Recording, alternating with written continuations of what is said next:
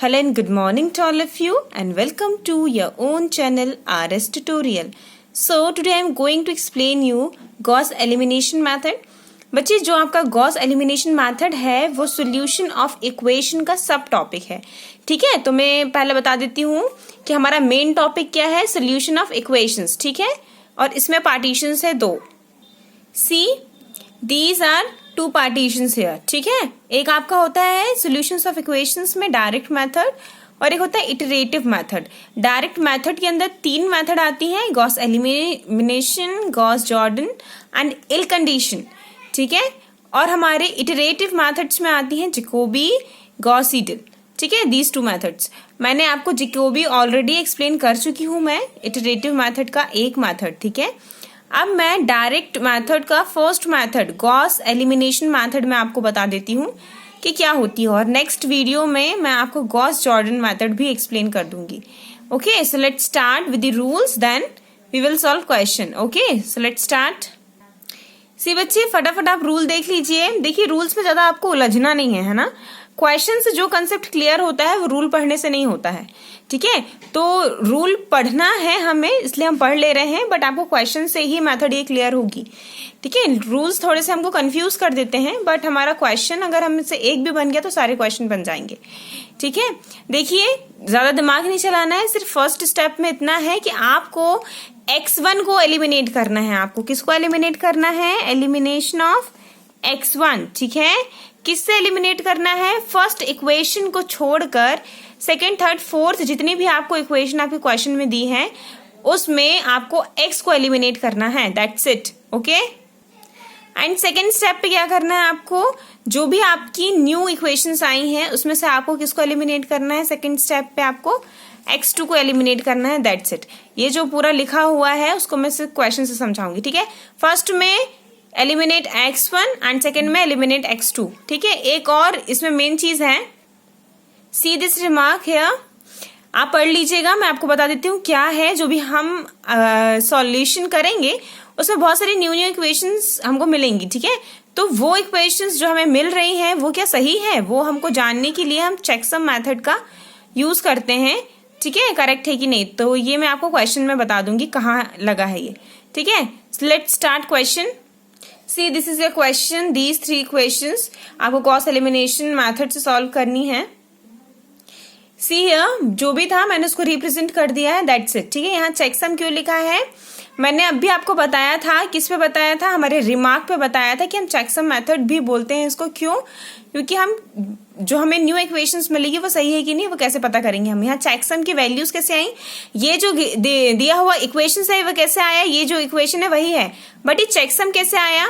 See here first equation में जितने भी आपके ये वेरिएबल्स के साथ जितने भी आपके कांस्टेंट है, देखिए यहाँ 6 + 3 + 2 + 6 इज 17.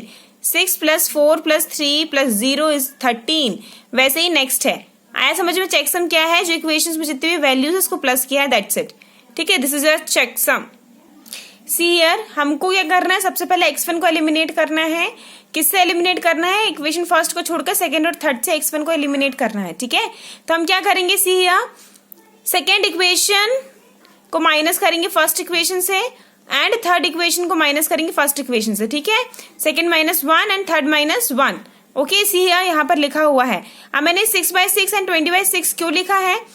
देखिए यहाँ पर 6/6 इसलिए है क्योंकि आपने अपने मतलब बचपन में आपने पढ़ा होगा, जब 6th-7th पढ़ते हुए, तो आपने विस्थापन विधि और इंग्लिश में बोलते हैं उसे elimination method, I think displacement method. Okay, so वहां पर भी आपने एलिमिनेशन पढ़ा होगा. उस पर यही है कि अगर आपको 6 को रिमूव करना है, देखिए यहाँ पर 6 है, अगर आपको x1 को रिमूव करना है इट मीन्स इसके जो भी कांस्टेंट है इट शुड बी सेम, है ना, वो सेम होने चाहिए. तो उसको सेम करने के लिए हम क्या करेंगे? इसको 20 से इंटू कर देंगे एंड इसको 6 से इंटू कर देंगे.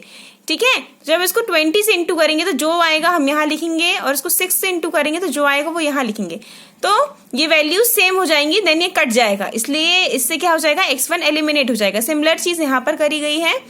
ठीक है, देखिए यहाँ पर दोनों ही 6 है, कुछ नहीं करना. अगर आप 6/6 नहीं लिखोगे तो भी चलेगा क्योंकि दोनों ही 6 क्या है? सिमिलर है.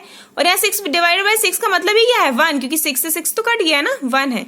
तो अगर आप ये नहीं लिखेंगे दैट्स इट. ठीक है, तो भी चलेगा. क्यों? क्योंकि दोनों ही वैल्यूज इसमें सिमिलर हैं। ठीक है, ये चीज समझ में आई है। ठीक है, सो हम प्रोसीड करते हैं।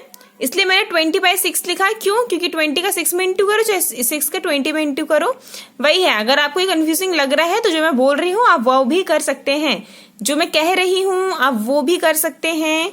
इन दोनों के जो भी कोफिशिएंट है, सॉरी जो कांस्टेंट है, उसको आप इंटरचेंज करके मल्टीप्लाई कर दीजिए। जैसे ये दोनों सिमिलर है तो x1 आराम से रिमूव हो जाएगा, बट ये दोनों सिमिलर नहीं है तो 20 को 6 से मल्टीप्लाई करो यहाँ पूरी इक्वेशन में।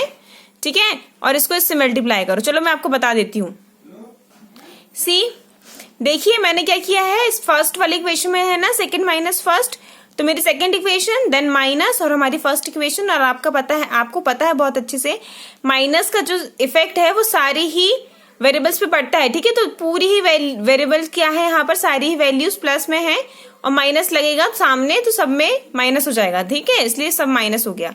0 और -6 यहाँ पर अपन RHS और LHS दोनों ही इक्वल लेके चलेंगे। ठीक है, 0 -6 इसको सॉल्व किया तो ये आया। अब चेकसम कैसे चेंज होगा, क्योंकि हमने सेकंड इक्वेशन को फर्स्ट से माइनस किया है, दैट इज 13 को भी हम 17 से माइनस करेंगे। सेकंड इक्वेशन को फर्स्ट से माइनस किया।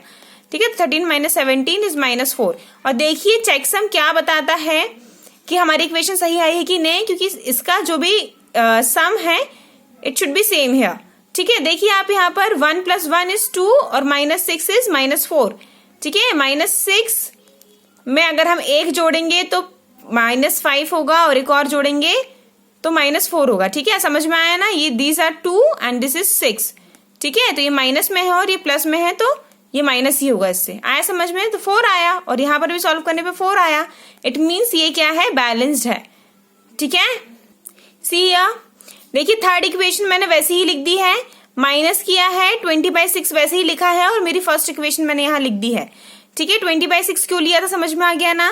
क्यों लिया था? इक्वेशंस को इक्वल करने के लिए। आप इसमें 6 से 6 को देखो काट सकते हो, डायरेक्ट 20 आ जाएगा। 6 से 6 कटेगा तो डायरेक्ट 20x1 आ जाएगा और x1 से x1 यहाँ पर कट जाएगा। हमें x1 ही तो रिमूव करना है ना, इसीलिए किया है।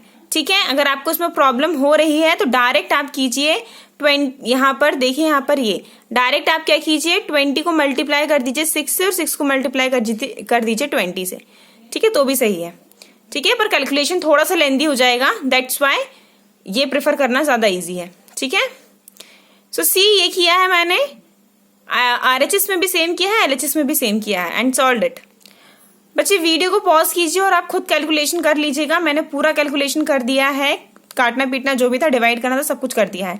पॉज करके देख लीजिएगा। ठीक है, एट लास्ट ये आई आपकी फिफ्थ इक्वेशन एंड चेकसम भी वैसे ही सॉल्व हुआ है, दैट जो मैंने भी पहले बताया था आपको इससे आगे। ठीक है, सो लेट्स प्रोसीड।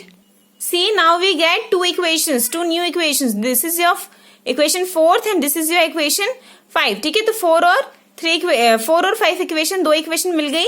अब इस मेथड में क्या है, अब जो नई इक्वेशन मिली है इसमें से आपको x2 रिमूव करना है। ठीक है, सेकेंड स्टेप इज व्हाट, आपको जो 2 इक्वेशन मिली है उसमें x2 रिमूव करना है। ठीक है, see this is your second step. आपकी जो इक्वेशन मिली थी 4th और 5th, तो 4th और 5th को सॉल्व किया है। This is your 5th equation and this is your 4th equation. ठीक है, उसको माइनस किया है एंड सॉल्व्ड इट। ठीक है, आ गया समझ में सॉल्व कैसे किया है। And this is your x3। See here देखिए यहाँ पर दिया है 5x2 और यहाँ पर डायरेक्ट दिया x2।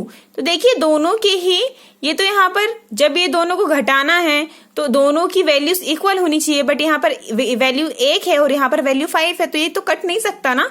तो इसको हमको क्या करना पड़ेगा, इक्वल करना पड़ेगा। तो इसका क्या है, यहाँ पर गुणांक क्या है, इसका 1 है और इसका गुणांक क्या है, 5 है। ठीक है, तो इसलिए 5 को इंटू करेंगे इससे और इसके 1 को इंटू करेंगे इससे, यही चीज की गई है।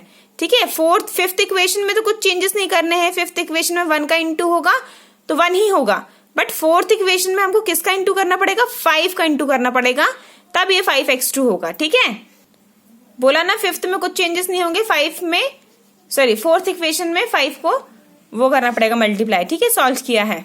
एंड ये थर्ड स्टेप देखिए, x3 का आपको मान मिल गया है। थर्ड स्टेप में बाय बैकवर्ड सब्सटीट्यूशन हमारा जो हमें तो सिर्फ x3 की वैल्यू मिली है, बट अभी हमारी x1 और x2 की वैल्यू रह गई है, तो क्या करेंगे, बैकवर्ड सब्स्टिट्यूशन करेंगे। x3 की वैल्यू रखने पर हमें x2 की वैल्यू मिलेगी कहाँ, इक्वेशन 4 पे। इक्वेशन 4 पे हमने x3 की वैल्यू रखी है, हमें सॉल्व करने पे x2 की वैल्यू मिल गई, ठीक है।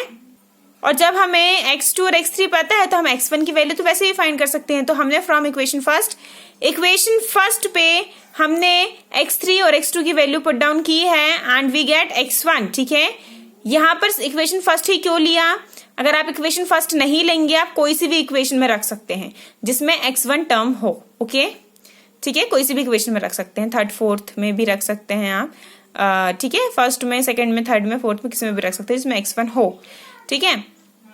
So this is your x1, so we get x1, x2 and x3। उसको मैंने अच्छे से टेबुलर फॉर्म पे रख के आपको प्रेजेंट किया है। आप क्वेश्चन पेपर पे भी ऐसे ही प्रेजेंट कीजिएगा, आपको एक्स्ट्रा मार्क्स मिलेंगे, डेफिनेटली मिलेंगे, ठीक है। आपका वे ऑफ प्रेजेंटेशन बहुत अच्छा होना चाहिए, ठीक है। बॉक्सेस बनाइए, ऐसे प्रेजेंट कीजिए, आपको फुल मार्क्स मिलेंगे, ठीक है। So thank you for watching this video and please like, share and subscribe. Thank you.